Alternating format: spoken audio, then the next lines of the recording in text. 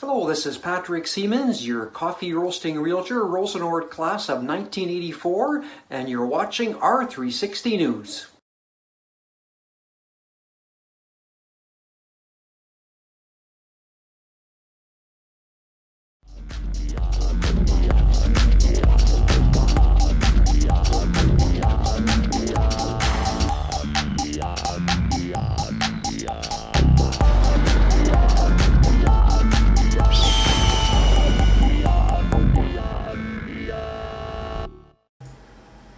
Good morning to everyone watching the Art in RedHawk's Nation, and welcome to your latest installment of the R360 News. I'm your host, Brooke Laverne. Today is Tuesday, September 28th, and day 4 on the school calendar.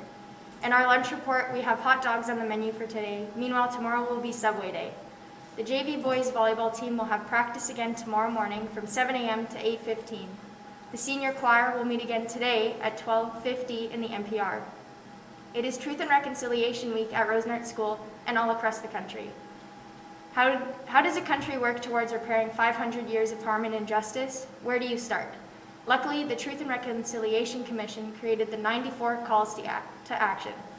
They are essentially a 94-step how-to guide to help Canada heal from the effects of racism and the residential school system.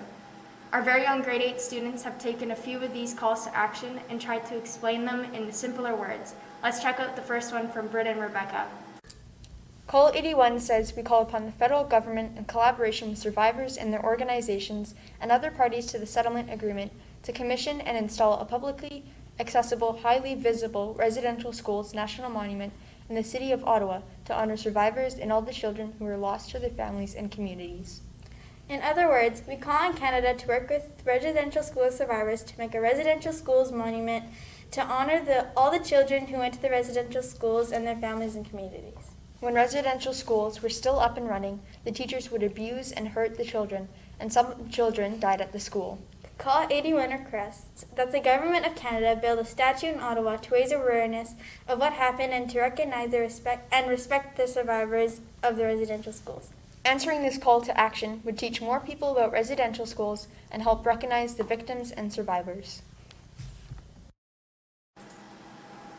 Thank you, Britt and Rebecca. Tomorrow for Truth and Reconciliation Week will be Orange Shirt Day. Why do we wear orange shirts? This morning we will hear Phyllis Webstad describe the reason for Orange Shirt Day.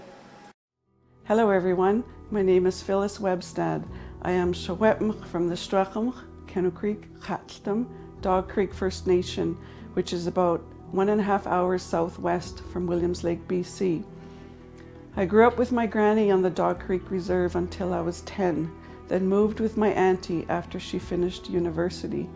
When I had just turned 6, I was sent to the St. Joseph Indian Residential School near Williams Lake, a place we called the Mission. My granny bought me a shiny new orange shirt to go to school in. When I got there, I was stripped, my clothing taken away, including my new orange shirt, and I never saw it again. I was no longer excited to be going to school. I wanted to go home to Granny. I had to stay there for 300 sleeps. No matter how much all of us little kids cried, it didn't matter. No one listened to us. Our feelings didn't matter. We didn't matter.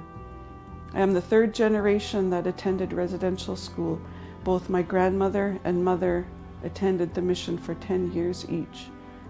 Today is a day to honor and remember residential school survivors and their families. Every child matters, even if you're an adult. We must also remember those children that never made it and are no longer with us. Today is a day for survivors to tell their stories and for us to listen with open hearts. I am humbled and honored that you are all taking part in Orange Shirt Day. When I was in school, I didn't know my own history, so I am overjoyed that you are taking part and learning the true history of Canada's First Peoples. Guksjem, thank you. Remember to wear orange tomorrow, staff and students, in support of this story that Phyllis shared, and Truth and Reconciliation. And before we sign off the air for today, the R360 News team has a very happy birthday wish going out to Elizabeth Cornelson in grade 7. Happy birthday, Elizabeth. Those are all your announcements for today. This is Brooke Laverne signing off. Have a great day at school, everyone.